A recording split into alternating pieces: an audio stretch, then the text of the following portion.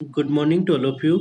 Last video में हमने विज्ञान और प्रौद्योगिकी के पार्ट नंबर 5 परमाणु संरचना को इंट्रोड्यूस किया था, जिसमें हमने परमाणु के आवेशित कण, इलेक्ट्रॉन, प्रोटॉन्स और न्यूट्रॉन्स के बारे में पढ़ा था कि इनकी खोज कैसे हुई। इसके साथ साथ हमने परमाणु संख्या और द्रव्यमान संख्या के बारे में पढ़ा था।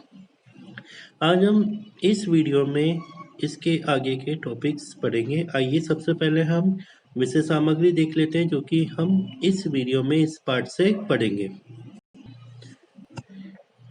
यहाँ पे हम शुरुआत करेंगे सबसे पहले परमाणु के मॉडल से, जिसमें हम सबसे पहले पढ़ेंगे थॉमसन का परमाणु मॉडल, थॉमसन के परमाणु मॉडल की कमियां, रदरफोर्ड का परमाणु मॉडल प्रयोग, रदरफोर्ड का परमाणु मॉडल प्रयोग के परिणाम, रदरफोर्ड के परमाणु मॉडल प्रयोग के निष्कर्ष, रदरफोर्ड के परमाणु मॉडल की कमियां, बोर का परमाणु मॉडल। उसके बाद हम इलेक्ट्रॉनिक विन्यास, संयोजकता के बारे में पढ़ेंगे और लास्ट में हम देखेंगे कि अष्टक नियम से तत्वों की संयोजकता की गणना कैसे की जाती है।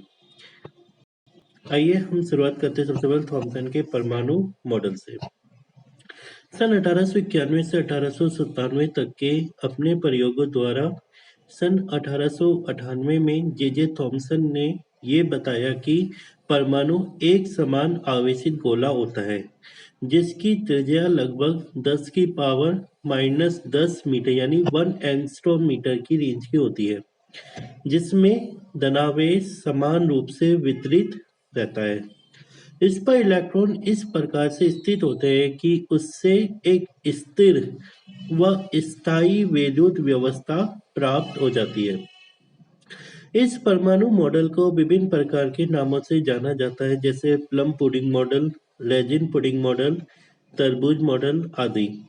इस मॉडल का नाम तरबूज मॉडल इसलिए रखा गया क्योंकि इस मॉडल में परमाणु का धनावेश पुडिंग या तरबूज के समान माना गया है और इलेक्ट्रॉन इसमें प्लम अथवा बीज की तरह उपस्थित होते हैं। इस मॉडल की जो एक सबसे महत्वपूर्ण बात थी वो ये है कि इसमें परमाणु का द्रव्यमान पूरे परमाणु पर समान रूप से बटा हुआ माना गया।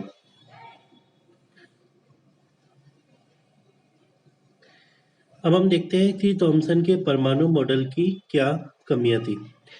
थॉमसन के परमाणु मॉडल के आधार पर रदरफोर्ड का अल्फा प्रकीर्णन प्रयोग की व्याख्या नहीं की जा सकती। रदरफोर्ड के अल्फा प्रकीर्णन प्रयोग को आगे की स्लाइड्स में पढ़ेंगे। थॉमसन का परमाणु मॉडल रदरफोर्ड का जो अल्फा प्रकीर्णन प्रयोग था उसके जो परिणाम थे उनकी व्याख्या नहीं कर सकता था। इस मॉडल के द्वारा ये नहीं समझाया जा सकता कि धनात्मक आवेश यानी धनावेश ऋणात्मक आवेश को किस प्रकार से बांधे रखता है। तीसरी कमी थी वो ये है कि परमाणु के स्थायित्व को समझाने में ये असमर्थ रहा। चौथी कमी है कि इस मॉडल में परमाणु के नाभिक के बारे में कुछ भी नहीं बताया जा सका। और लास्ट में इस मॉडल की जो एक कमी थी वो ये थी कि इस मॉडल के द्वारा हाइड्रोजन के स्पेक्ट्रम की व्याख्या नहीं की जा सकती थी। आइए हम रदरफोर्ड के परमाणु मॉडल प्रयोग के बारे में पढ़ते हैं। रदरफोर्ड का परमाणु मॉडल प्रसिद्ध रसायनज्ञ तथा भौतिक शास्त्री अर्नेस्ट रदरफोर्ड द्वारा निर्मित परमाणु के मॉडल को कहा जाता है। रदरफोर्ड ने ये मॉडल सन 1911 के अपने इलेक्ट्रॉनों के प्रयोग द्वारा दिया। इस मॉडल ने परमाणु के भीतर धनावेशित भाग होने की बात बताई। उन्होंने ये दर्शाने के लिए एक प्रयोग किया जो कि इस प्रकार से है। रदरफोर्ड ने सोने की 100 नैनोमीटर की पतली पन्नी पर अल्फा कणों की बौछार की। जैसा कि हम सभी जानते हैं, अल्फा कण जो होते हैं, अगर हम हीलियम परमाणु से 2 इलेक्ट्रॉन को हटा दें तो वो अल्फा कण बन जाते हैं। तो हम इसे कह सकते हैं कि हीलियम का ये एक नाभिक है। तो रदरफोर्ड ने क्या किया कि सोने की 100 नैनोमीटर की एक पतली पन्नी पर अल्फा कणों की बौछार की। सोने की पन्नी के चारों ओर फोटोग्राफिक प्लेट लगाई जो प्रतिदीप्त पदार्थ जिंक सल्फाइड से लेपित थी, जैसा कि हम यहाँ पे डायग्राम में देख सकते हैं। जब उन्होंने सोने की पन्नी पर अल्फा कणों की बौछार की तो उससे उन्होंने कुछ परिणाम निकाले। आइए अब हम उन परिणामों को देखते हैं। उन्होंने जो पहला परिणाम निकला इस प्रयोग का वो ये था कि अधिकांश अल्फा कण सोने की पन्नी से बिना विक्षेपित हुए निकल गए। जैसा कि हम यहाँ पे देख सकते हैं कि जो ज्यादातर अल्फा कण ऐसे थे जो कि सोने की पन्नी से बिना विक्षेपित हुए निकल गए। कुछ अल्फा कण ऐसे थे जो कि अपने पथ से थोड़ा विक्षेपित हो गए। कुछ कम अल्फा कण ऐसे थे जो कि अधिक कोण पर विक्षेपित हो जाते हैं। लेकिन बहुत ही थोड़े कण तकरीबन 20,000 में से एक ऐसे थे जो वापस अपने रास्ते पर अपने पथ पर लौट आए, अर्थात 180 डिग्री के कोण पर लौट आए। इन परिणामों के आधार पर रदरफोर्ड ने कुछ निष्कर्ष निकाले। आइए अब हम उन निष्कर्षों को पढ़ते हैं। इनके आधार पर रदरफोर्ड ने जो पहला निष्कर्ष निकाला वो ये था कि परमाणु का अधिकांश द्रव्यमान एक बहुत ही छोटे हिस्से में विद्यमान रहता है। इसे नाभिक कहते हैं, अर्थात परमाणु का लगभग संपूर्ण द्रव्यमान नाभिक में विद्यमान रहता है। बाद में ये पाया गया कि नाभिक अत्यंत छोटा और सघन होता है जिसमें न्यूट्रॉन और प्रोटॉन उपस्थित रहते हैं। दूसरा निष्कर्ष जो उन्होंने निकाला वो ये था कि इलेक्ट्रॉन नाभिक के चारों ओर निश्चित कक्षाओं में चक्कर लगाते रहते हैं। कक्षाएं एक निश्चित वृत्ताकार पथ होता है जिसमें इलेक्ट्रॉन नाभिक के चारों ओर बहुत अधिक वेग से गति करता रहता है। तीसरा जो निष्कर्ष उन्होंने निकाला वो ये था कि किसी भी परमाणु पर कुल आवेश शून्य होता है। इसका मतलब कि परमाणु जो है वो उदासीन होता है। ऐसा क्यों होता है? क्योंकि इलेक्ट्रॉन पर ऋणात्मक आवेश होता है और नाभिक धनावेशित होता है। दोनों के मध्य स्थिर वैद्युतिकी आकर्षण बल पाया जाता है जिससे नाभिक इलेक्ट्रॉन को जकड़े रहता है। चौथा निष्कर्ष जो उन्होंने निकाला वो ये था कि नाभिक का आकार परमाणु की तुलना में बहुत कम होता है। उसके बाद जो उन्होंने अगला निष्कर्ष निकाला वो ये था कि परमाणु के केंद्र में ये नाभिक पाया जाता है और इसका आकार लगभग 10 की पावर -14 मीटर की कोटि का होता है। नाभिक में परमाणु का संपूर्ण धनात्मक आवेश और द्रव्यमान उपस्थित रहता है। नाभिक में उपस्थित आवेश को प्लस जेड ई द्वारा व्यक्त करते हैं। जैसे कि हम सभी लास्ट वीडियो में भी हमने पढ़ा था, जेड जो होता है परमाणु का परमाणु क्रमांक यानी परमाणु संख्या होती है और ई जो है वो इलेक्ट्रॉन पर उपस्थित आवेश होता है। अगला निष्कर्ष जो उन्होंने निकाला वो ये था कि परमाणु एक खोखले गोले के समान है और इसके केंद्र पर उपस्थित नाभिक के चारों ओर इलेक्ट्रॉन निश्चित कक्षाओं में चक्कर लगाते रहते हैं। तो ये कुछ निष्कर्ष है जो कि रदरफोर्ड ने अपने परमाणु मॉडल के प्रयोग से निकाले। आइए अब हम देखते हैं कि रदरफोर्ड के परमाणु मॉडल में क्या कमियां रही। रदरफोर्ड ने बताया कि इलेक्ट्रॉन नाभिक के चारों ओर चक्कर लगाते रहते हैं। अगर ऐसा होता है तो इससे परमाणु के स्थायित्व को नहीं समझा जा सकता, क्योंकि यदि इलेक्ट्रॉन वृत्तीय कक्षाओं में चक्कर लगा रहा है तो विद्युत चुंबकत्व के सिद्धांत के आधार पर इलेक्ट्रॉन चक्कर लगाते हुए ऊर्जा का उत्सर्जन करेगा और अंततः एक ऐसी स्टेज आएगी कि जब इलेक्ट्रॉन की ऊर्जा खत्म हो जाएगी और इसका परिणाम यह होगा कि इलेक्ट्रॉन नाभिक में गिर जाएगा। लेकिन ऐसा संभव नहीं है। इस बात को रदरफोर्ड के परमाणु मॉडल द्वारा हम नहीं समझ सकते। दूसरी जो कमी तो ये कि इस परमाणु मॉडल में कहीं भी ये नहीं बताया गया कि नाभिक के चारों ओर इलेक्ट्रॉन का वितरण किस प्रकार से होता है।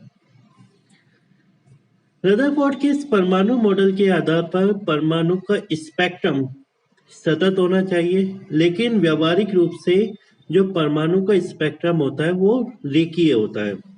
तो ये कुछ कमियां रही रदरफोर्ड के परमाणु मॉडल प्रयोग की।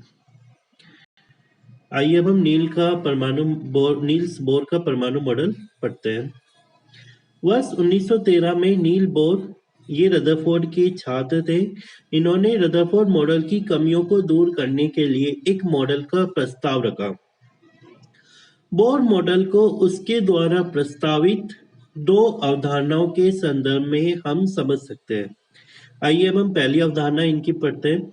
अवधारणा 1, इलेक्ट्रॉन परमाणु में नाभिक के चारों ओर निश्चित ऊर्जा के वृत्तीय कक्षाओं में घूम सकते हैं, जैसा कि हम यहाँ डायग्राम में भी देख रहे हैं। इन रास्तों को वृत्तीय कक्षा या ऊर्जा का स्तर कहा जाता है। इन निश्चित कक्षाओं में इलेक्ट्रॉन बिना ऊर्जा का उत्सर्जन किए घूमते हैं। इन निश्चित कक्षाओं को इसलिए स्थायी कक्षाएं भी कहते हैं। निश्चित ऊर्जा वाले कोशों को अक्षरों K, L, M, N आदि से या धन पूर्णांक 1, 2, 3 से द्वारा हम प्रतिनिधित्व करते हैं। प्रत्येक कोश में अधिकतम इलेक्ट्रॉनों की संख्या सूत्र 2n² से निकाल सकते हैं, जहाँ n जो है कोश की क्रम संख्या है। जैसे अगर n = 1 है पहले में, तो मैक्सिमम कितने इलेक्ट्रॉन हो सकते हैं? 2। दूसरे कोश में n = 2 है तो मैक्सिमम हो जाएंगे 8। ठीक उसी तरह तीसरे कोश में हो जाएंगे 18 और चौथे कोश में 32। तो अधिकतम इलेक्ट्रॉन की संख्या हम सूत्र 2n² से निकाल सकते हैं, जहाँ n जो है वो कोश की क्रम संख्या है। इस अवधारणा ने रदरफोर्ड मॉडल में स्थिरता की कमी का सामना कर इस समस्या का समाधान कर दिया।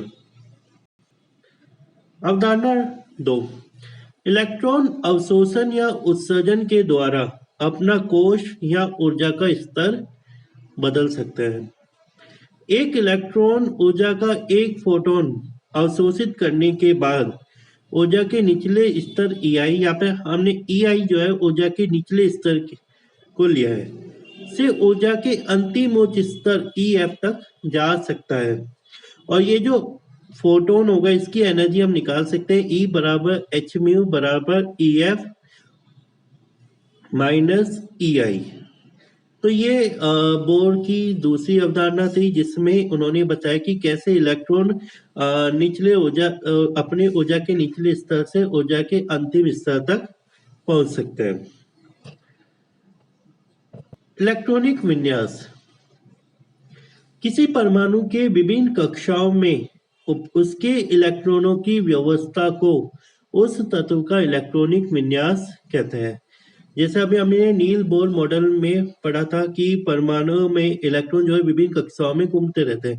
तो किसी परमाणु के अंदर विभिन्न कक्षाओं में उसके इलेक्ट्रॉनों की व्यवस्था कैसे होती है, तो इस इलेक्ट्रॉनिक व्यवस्था को ही हम उस तत्व का इलेक्ट्रॉनिक विन्यास कहेंगे।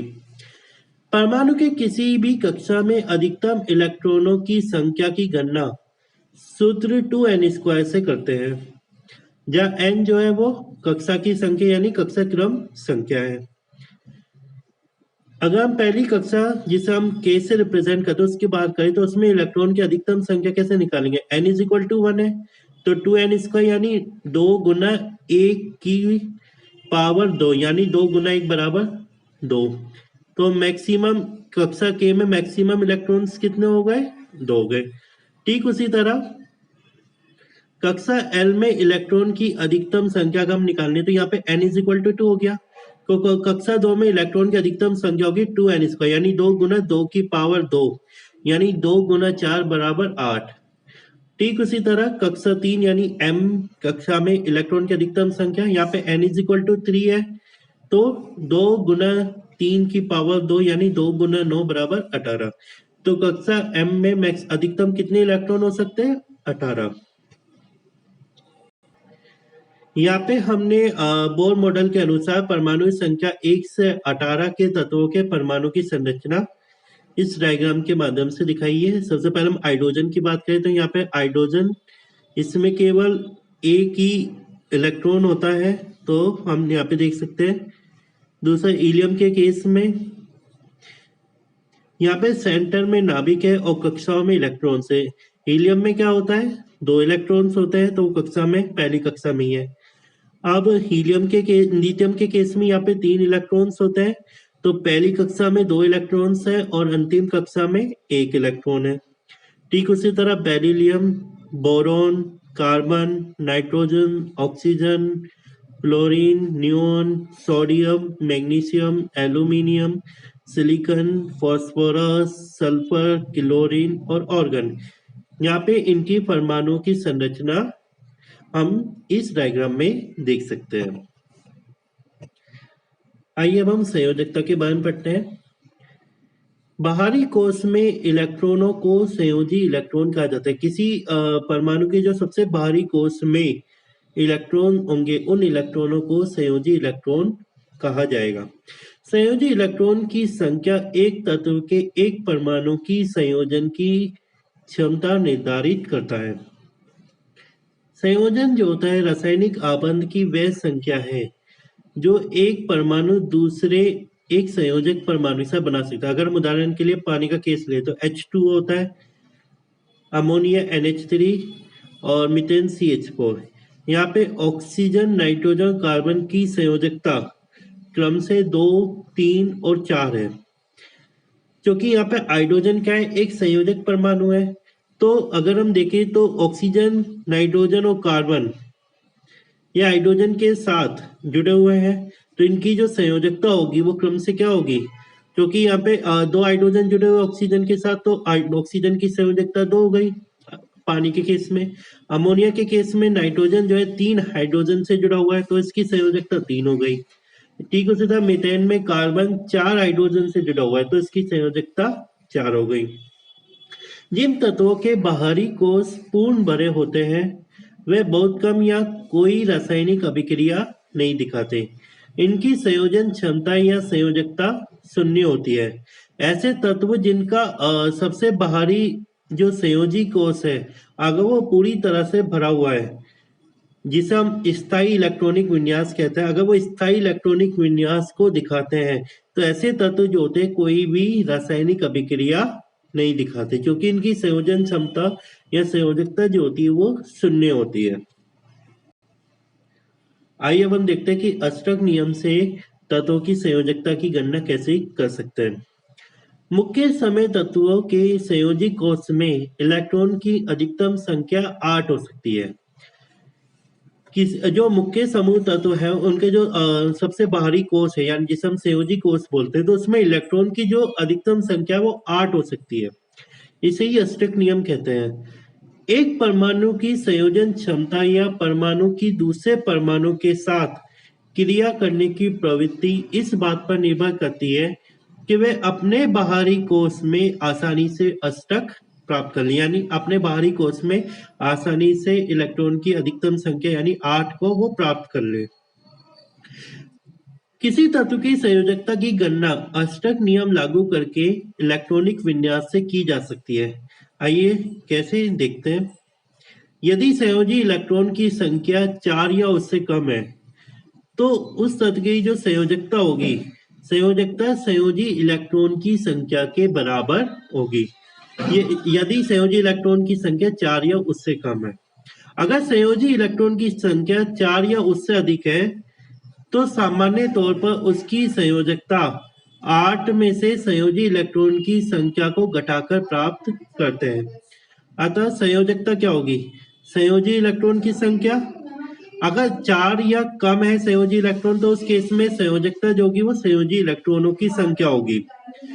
अगर 4 से अधिक संयोजी इलेक्ट्रॉन है तो उस केस में क्या होगा, संयोजकता हम निकालेंगे 8 माइनस संयोजी इलेक्ट्रॉन की संख्या। तो इस प्रकार हम अष्टक नियम से किसी भी तत्व की संयोजकता की गणना कर सकते हैं। Thank you.